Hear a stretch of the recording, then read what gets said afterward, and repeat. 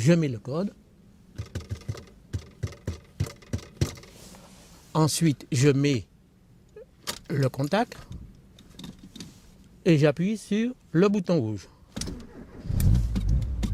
Ah, ça ne laisse pas indifférent. Étienne Nelsom a 68 ans. Il y a 26 ans, il achète sa première voiture, une simple Ford Sierra. J'ai abandonné l'horlogerie pour me lancer dans la représentation de commerce. Le problème, c'est que quand vous êtes représentant, vous êtes obligé d'aller plus vite que les autres. Quand vous êtes tout seul dans votre voiture et un client vous dit « je vous attends à telle heure », ça pousse.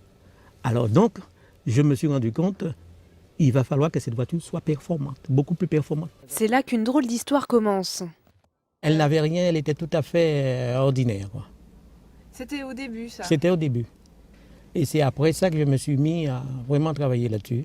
Vega pour la planète de l'univers, missile pour la puissance que son véhicule dégage. La voiture est baptisée et les travaux peuvent commencer. Étienne Nelsom change le moteur, la carrosserie. Son objectif, rendre la voiture aérodynamique. Alors donc, vous voyez ici, ce sont les évents où l'air pénètre.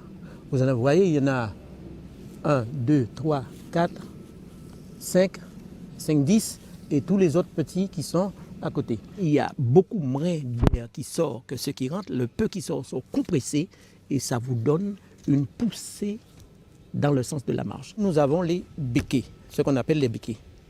Eh bien, avec ça, écoutez bien, vous en avez 80 kilos là.